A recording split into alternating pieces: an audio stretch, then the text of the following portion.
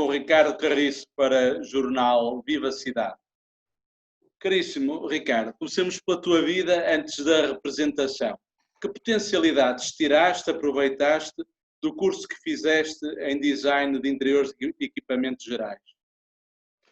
Olha, eu acabei o curso, comecei a trabalhar em televisão e acabei por nunca, de algum modo, encontrar essa dita ligação entre uma coisa e outra. Mas, de repente, quando comecei a trabalhar com o Grupo da Confluência, a Associação Cultural, onde, de um primeiro espaço que eu recuperei, que era um teatro, juntamente com todos os elementos da companhia, na Sociedade Musical de Cascais, mais tarde, o presidente António Capuz cedeu-nos um antigo ginásio, uma antiga cavalariça da Fortaleza de Cascais. Eu transformei num teatro de 140 lugares e depois saímos dali e fomos para uma antiga discoteca, que peguei nela também e reestruturei, reinventei e reutilizei material dos outros e construímos mais um teatro para 140 pessoas. De repente, quando eu achava que já nada tinha a ver com nada, tudo tinha a ver com tudo.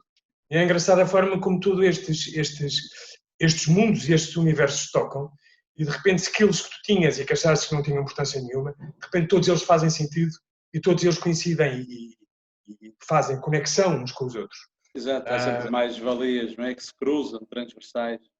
E durante Exatamente. a tua fase de liceu, viveste 3 anos nos Açores, onde te desafiaram para uma passagem de modelos e descobriste aí esse teu jeito. Isso foi decisivo e preponderante depois para a tua vida futura?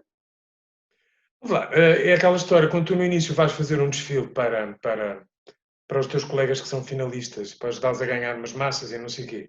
Depois, mais tarde, houve outros desfiles que foram acontecendo, principalmente uma loja de uma amiga minha, que era a Millie Stewart, que ela fazia alguns eventos. Passado um bocado apareceram desfiles de trajes regionais, depois pediam para eu ser apresentador.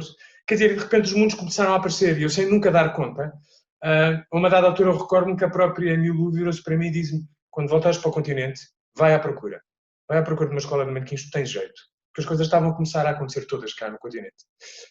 E quando voltei, andei a visitar umas quantas escolas, assisti a uns quantos cursos, e é curioso que na altura toda a gente tirava o curso do Brian McCarthy, curso de desfile de técnicas de passarela, e eu tirei o curso de modelo fotográfico. O que, de algum modo, mais tarde, veio-me ajudar muito na representação. Porque havia muitos trabalhos e muitos exercícios que faziam nesses cursos que tinham muito a ver com aquilo que se faz também na representação. E teve graça que, mais uma vez, as coisas acabaram por se complementar. E sendo tudo Cascais e tendo estado esse tempo fora, que proximidades e semelhanças encontraste e até mais gostaste em Angra do Heroísmo, para além da ligação de ambas ao mar?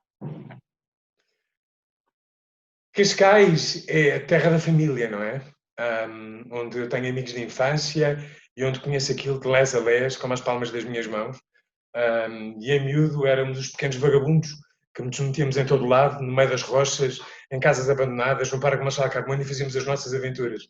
Quando eu vou para os Açores, é engraçado, é quando sais daqui com 14 anos e de repente mudas tudo. Quando começas a solidificar os teus amigos, não é? Uma dada altura vais para outro sítio completamente diferente do teu, com pessoas que tu não conheces de lado nenhum, e vais começar um bocadinho como se fosse do ponto zero. E isso é engraçado que criaram, ou criou, ou acabou por criar, amizades que duram até hoje, com pessoas de quem eu gosto muito e me dão muito bem. E depois Angra do Heroísmo é um bocadinho... Foi estranho na altura, porque vias uma cidade com um património histórico extraordinário e, ao mesmo tempo, completamente, ou grande parte dela estava destruída com a história do terremoto. Eu fui logo a seguir esse terremoto. E tudo isso, de algum modo, marcou-me. Eu recordo-me de nós costumávamos parar o carro. Tínhamos a nossa primeira casa foi na Rua de Lisboa, e costumávamos parar o carro, e há um dia que eu disse ao meu pai: pai, não para aqui o carro, porque olhei para a torre da igreja e tinha uma pedra gigante que podia cair a qualquer momento. Portanto, e recordo-me da viagem que fizemos da base das Lajes. Parámos ali numa praia que pertencia ao Clube dos Sargentos da base, aos oficiais, já não me recordo muito bem, e a temperatura da água era fascinante, que estavam para aí 20 e não sei quantos graus, e eu e o meu irmão João tivemos à vontade 45 minutos dentro de água sem sair, a mergulhar e ver aquela translucidez da água e tudo e mais alguma coisa. Depois, quando fomos para Angra, recordo-me passámos por uma povoação onde a primeira casa estava em pé, as outras estavam todas caídas, havia a igreja, que era uma igreja super antiga, que estava de pé, as outras casas todas caídas e a última casa estava de novo em pé. E isso foi um bocadinho assustador, porque vais para um sítio, obviamente, onde que ele está bastante danificado, não é? Houve muita gente que morreu e podia ter sido muito mais grave. Exato. E depois foi uma aventura, porque não só estás a aprender a conviver com uma data de pessoas de lá, com hábitos e educação idênticas aos teus, não é? Mas havia aquela rivalidade entre os continentais e os açorianos. Na altura, um continental era chamado ou era tratado por cubano. E havia ali uma guerra bastante grande. Depois eram os gajos que vinham de continente e os gajos de lá tinham inveja por causa das miúdas e aquelas coisas todas que aconteciam. Mas foi muito giro. Aprendi imenso. E houve outra coisa genial, que era uma sensação de liberdade incrível. Eu recordo-me da minha mãe um dia falar com uma amiga dela e perguntar: estou um bocadinho preocupada porque não sei onde é que os miúdos andam. E a Luísa Brasil virou-se para a minha mãe e disse: olha, Luísa, não se preocupe. Pegou no telefone, ligou para alguém, não me lembro quem é que foi, e alguém disse, acho que foi para a casa da Bali, e alguém que lá estava disse: eles tiveram aqui, daqui foram para a casa de Isabelinha Valadão, da casa de Isabelinha Valadão para a casa de não sei quem, não sei quem, não sei quem, e sabiam o nosso roteiro todo para onde nós andávamos. Portanto, era um sítio estranho, mas com uma proximidade muito grande. E é lindo. Muito bem. Nessa altura, para além da tua vida de manequim, acabaste por encontrar outra vocação e nela entraste, a música. E fundaste precisamente há 35 anos uma banda de que eras o vocalista e tendo apenas um álbum editado. Mantens essa tua veia artística e de que forma? Essa banda, na altura, era um Zibéria. Exato. Foi engraçado que anos mais tarde, que há dias conheci um realizador que era o Tomás Duran, e vim a descobrir que o pai dele era um dos elementos da banda. Pai, rimos à gargalhada com isto, era o Zibéria. Uma banda já há muitos anos. Depois, quando voltei para o continente, comecei a trabalhar com manequim, e uma dada altura em que quando houve esta transição de manequim para atores, recordo-me perfeitamente que concorri ao festival. Estava a trabalhar num bar, que era o Bar Bairro Alto, e nessa altura o Otávio Pimenta, hoje em dia mais conhecido por Otávio Sousa, estava lá a tocar e um dia virou-se para mim e disse-me: queres ir concorrer ao Festival da Canção? Eu disse: quero. Somos 3 rapazes e 3 raparigas. Falta-nos uma rapariga. Disse: eu tenho uma. É a Luísa Fumaça. E de repente fomos os 3, os 6. E foi no ano em que ganhou 12 pontos. Ficámos em segundo lugar, o que é uma honra. Perder para 12 pontos, completamente. E esse bicho ficou depois adormecido durante uns tempos. Quando estive na Confluência, no projeto, houve várias vezes acabava com noites de tertúlia lá dentro, com algumas pessoas a cantar e a tocar e por aí fora. E eu saltava lá para cima e o bichinho instalava-se. Até que um dia faço o meu aniversário lá, peço para uma data de amigos meus músicos que fossem cantar, que era o meu presente, e todo o dinheiro da bilheteira revertia para a associação. Era o presente que eu queria. E foi engraçado nessa altura que o Miguel Jesus desafiou-me e disse: eu vou com os meus músicos todos e tu vais cantar no fim do espetáculo. Cantei no fim do espetáculo, se não estou em erro, foi o My Way, e do Sunset Boulevard, I Don't Know Why I'm Frightened. Correu muito bem. Quando acabei tinha a professora Leonor Leitão Cadete, que é assim um gênio a tocar Beethoven, de pé a bater palmas, e disse: ups, correu bem. E mais tarde o Rogério Charras desafiou-me para cantar com ele no concerto. Comecei a fazer alguma estrada e até que há um dia, com Enzo D'Aversa, o produtor do tema Um Pouco Mais, que está no YouTube, esse tema, virou-se para mim e disse-me que queria gravar um disco comigo. Eu perguntei-lhe porquê. O gajo respondeu-me: tu estás feliz em cima do palco, que é um facto. Eu estou feliz em cima do palco. Depois a coisa foi andando até que surgiu o primeiro CD, há cerca de 5 anos. Não foi o primeiro CD, foi um single. E agora sim, apareceu este, que se estivesse aí ao pé de ti, oferecia-te. Obrigado. Obrigado. Que foi a ser um projeto muito giro, só que, obviamente, por causa destas histórias todas, desta pandemia que nós estamos a atravessar, tudo ficou cancelado e dos vários concertos que tinha este ano, houve muitos que pararam. Mas se calhar, olha, dá para responder. É uma paragem, não uma interrupção, não é? Exatamente, não é uma paragem. Por meados finais da década de 80, então deste a conhecer mais publicamente, né, de forma mediática, como apresentador de um programa televisivo. Isso foi algo intuitivo, sem precisar de formação, ou não foi uma experiência que tivesse apreciado tanto? Sabes o que é engraçado? Eu, nessa altura, conheci o Paulo Miguel Fortes, que, aliás, já o conhecia. Isto é engraçado porque a vida dá sempre voltas. Ele foi o primeiro fotógrafo que me fotografou antes de eu entregar os papéis, as fotografias à agência de modelos, à agência Manequim na altura. E depois foi engraçado, mais tarde volto-me a encontrá-lo no avião. Eu vinha de fazer um desfile da Lacoste. Mantivemos contacto, começamos a falar desta história da representação. Eu estava a pensar em ir para um observatório e, na altura, disseram-me: não vais sair de lá cheio de vícios, aconselho-te a teres calma e um dia deste um realizador qualquer vai pegar em ti. E ele pegou em mim. Comecei a fazer curtas-metragens com eles, para a série, para a Latino Europa, para a produtora. Tinha um programa que era o Lusitânia Express, do qual ele me convidou para eu apresentar. Essa fase foi engraçada, porque eu estava a gravar uma Joral Vega, a fazer uma novela que era os José Encontros, se não estou em erro, e a gravar o Eurorritmias, essa agenda cultural, que me deu água pela barba. Isto é, eu andava Lisboa-Porto, meia semana cá, meia semana lá e 2 dias à noite, e ainda ia para a Latino Europa gravar o Lusitânia Express. Muito bem, isso é que...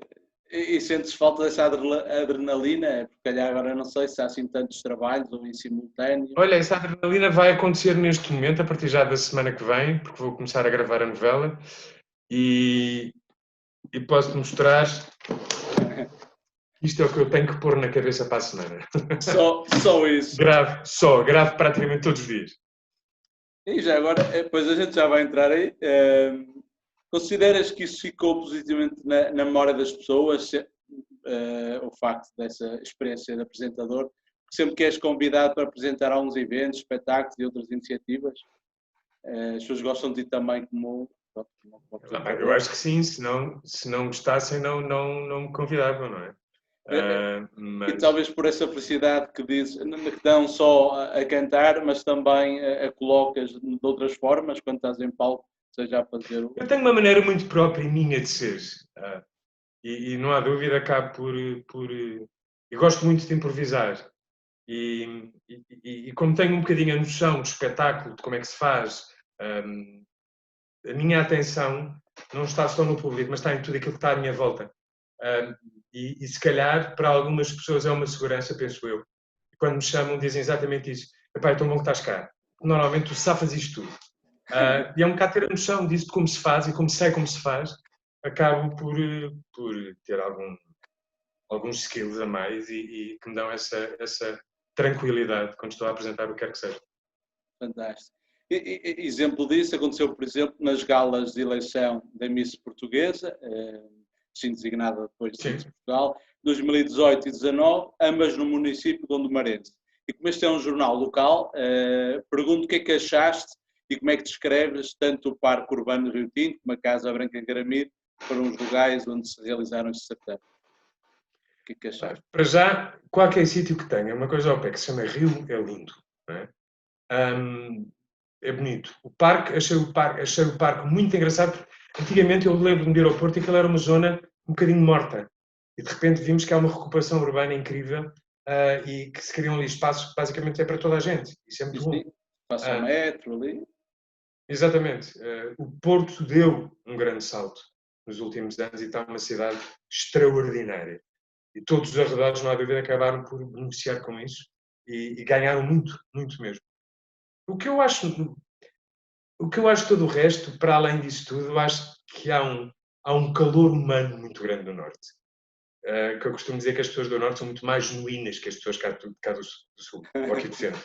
A gente não combinou nada, mas parece que adivinhaste que era exatamente a minha questão seguinte, que era, para além dos lugares, e dado que privaste pelo menos por 2 ocasiões com pessoas locais, como é que defines e comentas o caráter e forma de ser, estar destas gente de Gondomar, não só do Porto, mas do Gondomar? Opa, eu acho que, mas é isso mesmo, eu acho que as pessoas do Norte, é malta do Norte, caraca. Não. São genuínas. E, espera aí, estou a ficar com o computador com pouca bateria, deixa-me ligar isto. São pessoas genuínas e... São pessoas genuínas e que... Epá, são verdadeiras. Eu tenho grandes e bons amigos no Porto. Eu comecei a ir para o Porto com os meus 18 anos e até hoje tenho grandes e bons amigos e adoro. Adoro, completamente. Isso é sempre bom de ouvir dizer de nós, mas também caso para perguntar, mas nas outras regiões achas que não são tão assim? Que essas verdadeiras e esse calor, pronto. Eu acho que estou a falar, beira interior, depois és do Tejo para cima, ou se passarmos ali da zona de Coimbra para cima, as pessoas são muito genuínas e não há dúvida, falo com o coração na garganta, como eu costumo dizer. E são francas.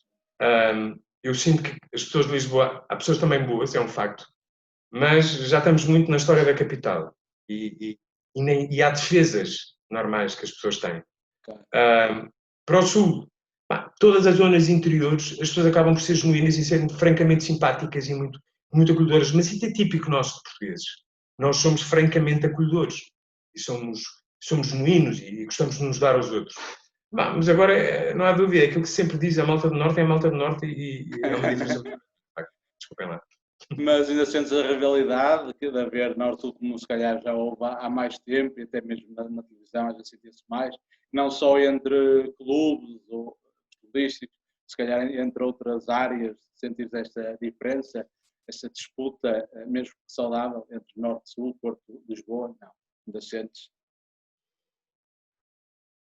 Eu acho que a diferença aqui. Eu acho que em Lisboa as pessoas andam todas de costas viradas umas para as outras. E no Porto andam viradas de frente. Isso nota-se no meio cultural. No Porto partilha-se muito a cultura. A cultura é muito ativa. Os agentes culturais falam muito uns com os outros. Esta é a sensação que eu tenho. Em Lisboa não se fala tanto. São géneros. É quase como se fossem clubes.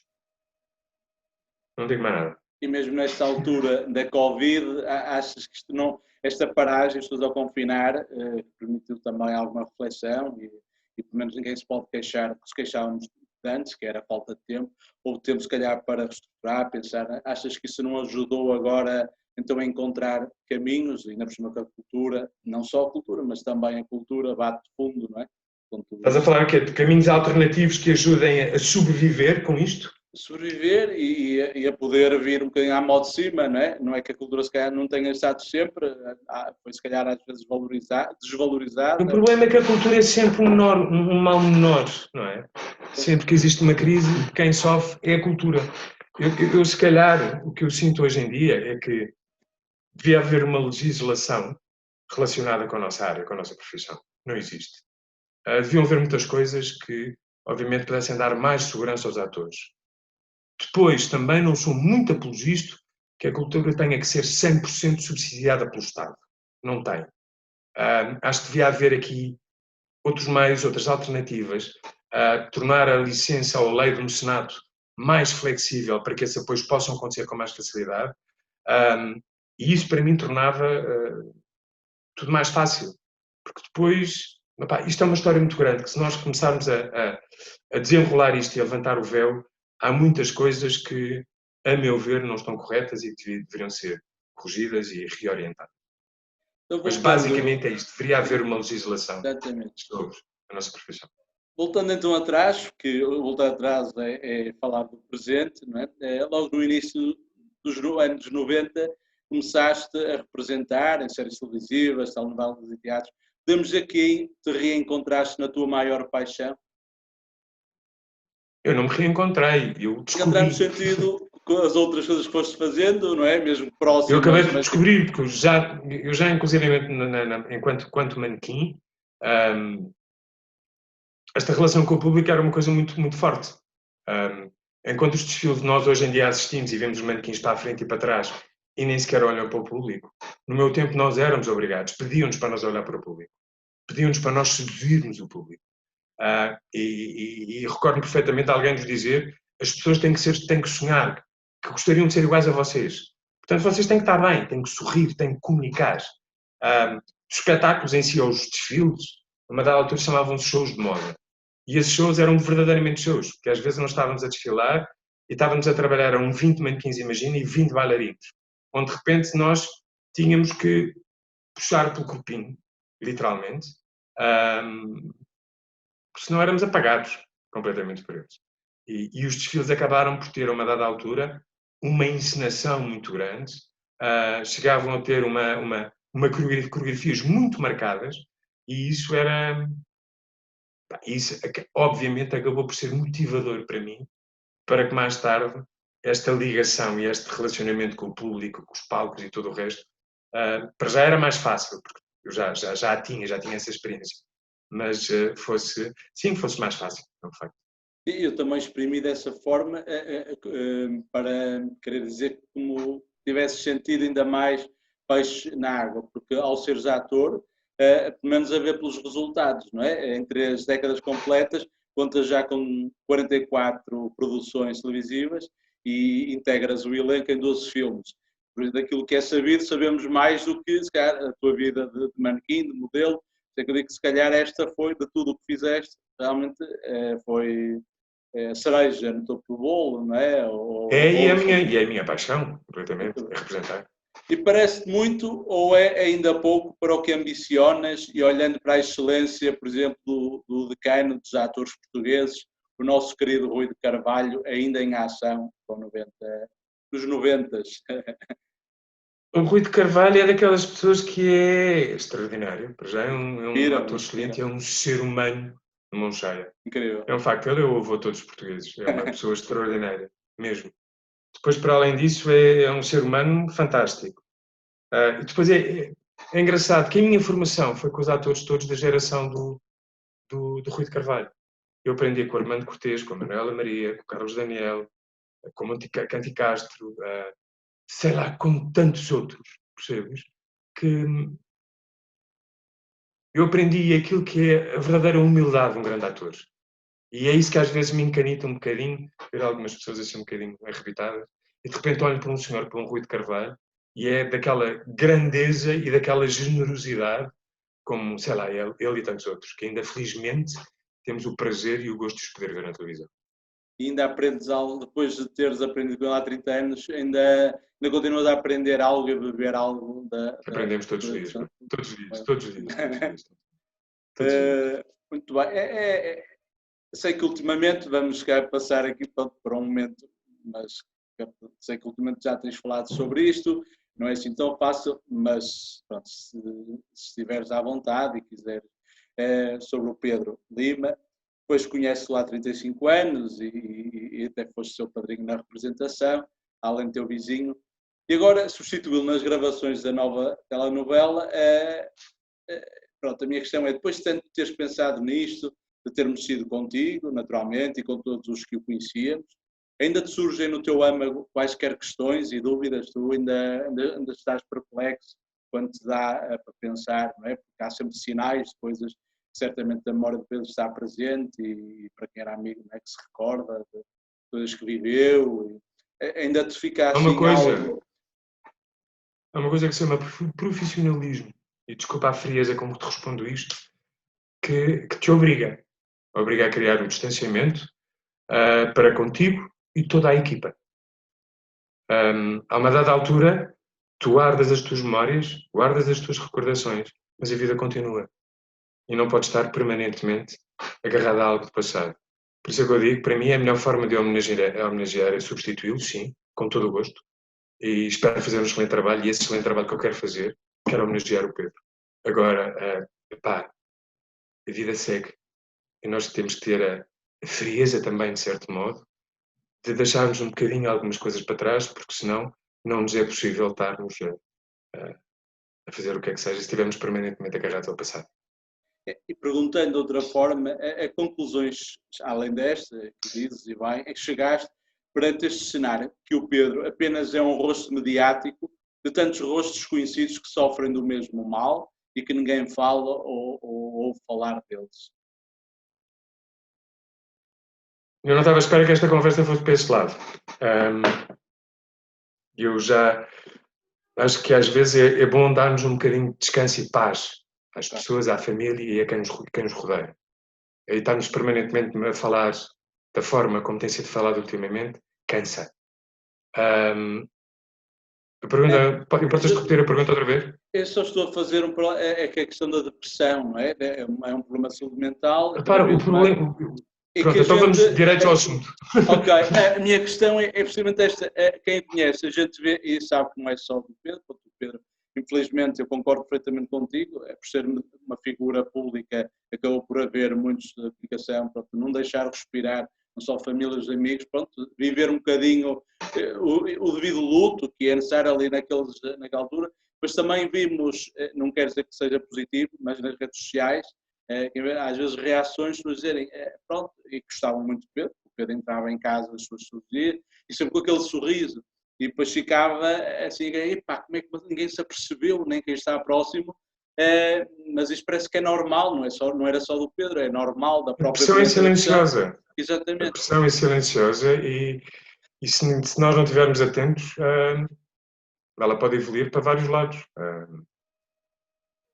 Isso, a consciência a que eu posso dizer e aquilo que eu posso passar em relação a essa pergunta, digamos, que tu fazes é bom que estejamos atentos aos sinais dos outros, que é para podermos perceber o que é que se passa na vida dos outros.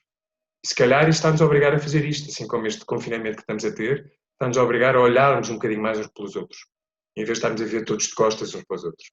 E a pensar naquilo que estamos a fazer e aquilo que queremos projetar e haver uma certa megalomania um bocadinho nesta coisada toda. Se calhar está na altura de nos olharmos de frente e percebermos os sinais que os outros nos passam. Se calhar não teria acontecido, mas é o que é. Eu não estava na cabeça dele, não posso avaliar e acho que não é meu direito sequer comentar o que quer que seja. Certíssimo. Avançando para outra questão, e se me permites perguntar, até com um intuito pedagógico, presumo que também tenhas estado mais ou menos assim, independentemente do que era, há uns anos, quando consumiste e estiveste viciado em cocaína, conforme expões na tua autobiografia, lançada há 2 anos. Até para servir de conselho e mensagem de ânimo e coragem aos que enfrentam esta mesma situação ou similar, como é que conseguiste superar toda essa situação, que não apenas nos momentos em que te defrontaste com ela? Também penso perceber que está um caminho, não é? Não é só ali um momento. Tens de ter consciência das coisas. O importante Ou é o tens luto consciência que também, queres para não sair, recair. Exato. ou tens consciência que queres sair, ou então não tens. É engraçado que a primeira vez que eu falei disto foi uma data de anos, numa entrevista que dei ao Daniel, alta definição. E de repente, quando faço o meu lançamento de livro, há mais uma vez esta explosão mediática à volta disto, que eu acho um bocadinho cansativa, porque nunca ninguém consegue ver o que é o lado positivo da coisa. Eu não estou a dizer que sou super-homem, não sou. Mas o que é certo, todos nós temos momentos bons e momentos maus. Todos nós. Agora, ou temos a capacidade de os identificar e partilhá-los, ou não temos a capacidade de o fazer e se calhar enterramos. Eu tive a capacidade de ultrapassá-los, de partilhá-los, porque achei que a uma dada altura eu fazia parte de uma verdade que era da minha vida e que eu devia partilhá-la com as pessoas com quem eu estava. Agora, o que é genial disto tudo, para mim, é descobrir que de repente tantos outros, por alguma razão às vezes, não sabem, ou não querem falar, ou têm vergonha de falar, e ao verem alguém que partilhou com eles, abre portas e faz com que eles partilhem toda essa informação, ou todas essas mesmas histórias que eles estão a passar. E isso, para mim, foi muito dignificante, gratificante ao mesmo tempo, quando descobri uma data de pessoas que eu basicamente cheguei à conclusão que consegui ajudá-las, consegui orientá-las e conseguimos partir cascalho, como eu costumo dizer, e falar sobre o assunto e perceber os porquês e embora vamos lá tentar ultrapassar isto. E criar regras e criar hábitos e criar outras coisas que não sejam alguma ou algo que nos desvia a atenção ou nos deixa um limpo qualquer que seja. Eu ao falar nisto, não leves a mal, foi precisamente porque acabas de ser um exemplo, ou seja, não é para tornar cansativo estar a recordar algo menos bom da tua vida, mas és um exemplo porque com algo que acontece com tantos jovens, a questão da aventura, a questão das tentações e se de facto a pessoa não está firme, facilmente cai e depois não se consegue levantar. E és esse exemplo. Todos nós e tu, de certeza absoluta, já tiveste alguma coisa na tua vida sim. Que não foi menos boa, não é? Claro. Agora, o que é bom é termos consciência disso, temos a capacidade de ter consciência disso e temos a capacidade de partilhar. E eu partilhar. Muito bem. Olha, virando agora a página, olhando a atualidade e tudo isto que a gente sabe, como é que tu vês agora o futuro? tipo, falamos no passado, no presente, agora como é que vês o futuro de modo geral, não só a título pessoal, a tua pessoa, como é que vês, como é que achas que isto deverá encarrilar para que as coisas se tentem compor? Eu acho que isto tudo é um desafio. E não quero ser pessimista, mas é um bocadinho, é um jogo de sobrevivência. Porque as empresas vão ter que sobreviver, como não sei, ou sobrevivem ou morrem, ou conseguem ultrapassar ou não. Todo o sistema económico estava lá, no nosso país, não é? Os espetáculos não acontecem, se acontecem com muito menos público, porque há regras a cumprir. O futuro neste momento, a Deus pertence, completamente. E epá, vamos ter fé, força e fazer com que, olha, a nossa cabeça não entre em depressão porque não conseguimos atingir certos determinados objetivos, mas tenhamos a capacidade sempre de os ultrapassar. É um desafio. O futuro é um desafio para mim neste momento. É viver todos os dias e um dia de cada vez. Esse é o teu alento, é o teu porto de abrigo, a tua força, porque falaste em duas palavras, independentemente de quem sejas, falaste em Deus e fé, mas é essa força interior, essa espiritualidade que também é preciso, não é?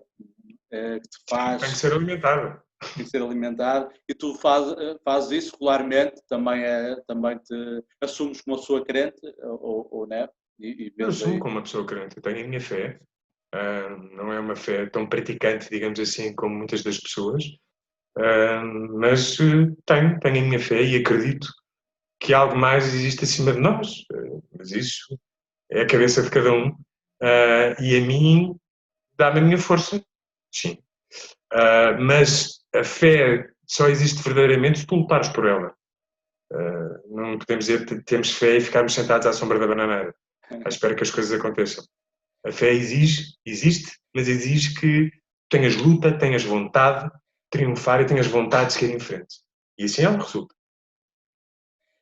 Agora o próximo trabalho, já que então começa muito breve, tu já tiveste um tempo parado em termos de representação, pelo menos pelo canal, né, que é a TVI, sentes-te um bocadinho já destreinado ou até por ser tudo um jogo de memória, ou como é que estás? Sentes-te preparado, não é, para este desafio? Claro que sim, muito parado. Vamos lá, acabei por ter estas histórias todas e tantas. Eu acho que a memória e o exercício mental é uma coisa que se mantém sempre. E tu, quando trabalhas neste género, acabas por ter uma coisa que se chama memória fotográfica, quando olhas para uma página e sabes que a mancha gráfica estás a falar, depende da mancha gráfica, estás a falar de certo tipo de assuntos. E esse exercício é um exercício que se faz há muito tempo, portanto, não me assusta. Estou preparado, preparo-me todos os dias. E todos os dias as coisas são novas, porque os decors são diferentes, as situações são diferentes, o nosso bem-estar também é diferente. E de repente conseguimos descobrir coisas muito giras nesse ato de criação. Desmontando um bocadinho como é que é os bastidores. Por trás, as pessoas veem, de facto, o produto final, tudo bem na televisão, tudo chega. Mas atrás, por exemplo, tu tens de curar, não é? Esse que é, aquilo tem que ser tudo linear, se tu há ali, quando dizes palavras tuas, à Pode haver um corta. momento ou outro que podes pôr, por algumas palavras tuas, que tu achas que melhores a fluidez do discurso, mas tens que ter sempre a consciência que é um texto e tens que o seguir. Portanto, desde que tu não alteres o significado da fala e desde que tu também dês a deixa para que o outro ator que está a contracenar contigo consiga responder àquilo que tu estás a dizer. Porque ali não tem ponto, não há esse ajudos como no teatro, não, pontos. Não, o ponto no teatro é uma coisa muito relativa, já não existe. Ok. O ponto existia há muitos anos. No teatro hoje em dia é sem ponto e é tudo decorado, vírgula por vírgula, ponto por ponto. Aí é onde estamos a falar, como das novelas também, são textos de autor, mas ali serão clássicos e tens que dizer exatamente o que está no texto. Em termos de gravações, assim, por média, para que saia, como é que funciona? Por exemplo, tu gravas uma manhã, tarde, quantas vezes tem de repetir para aquilo sair bem, por média? Isso varia um bocadinho, não é? Normalmente ensaios 1, 2, 3 vezes. Se a cena estiver muito bem segura, grava-se e regrava-se para aí umas 2 ou 3, se tanto. Há muitas que ficam à primeira. Ótimo. E depois fazem tipo a montagem mediante o... Claro, não é? claro. Como tu estás a fazer neste momento. Como tu vais fazer depois disto. Isto está tudo natural, improviso. Houve de facto aqui o que eu preparei de entrevista, questões de pesquisa. Né? Basicamente o que nós temos é um guião, que está tudo separado, está tudo organizado, e agora vamos fazer aquilo e depois montas. Da melhor forma. Okay. E este está prevista agora acabam as gravações em setembro e depois fica no. Não faço a mínima, não, acabam em setembro, de certeza absoluta. Continua, vai estando no ar e continuam as gravações, já episódios mais adiantados, é isso? Sim. Normalmente é assim. Ok. Não sei se está para dizer assim mais alguma coisa, tem uma mensagem final, algo que nos tenha falado, mas que tu achas que é importante deixar, né? Uma mensagem final aos leitores e aos ouvintes. Não, força a todos. Coragem, força e não desistam. E aproveitem este momento, já que estamos mais próximos daqueles que nos são próximos, para percebermos o que é que vai na cabeça de cada um e tentarmos melhorar o nosso dia-a-dia. Muito obrigado, caríssimo Ricardo. Bem-ajas, fica bem, tudo bom, foi um prazer. Até breve. Tchau.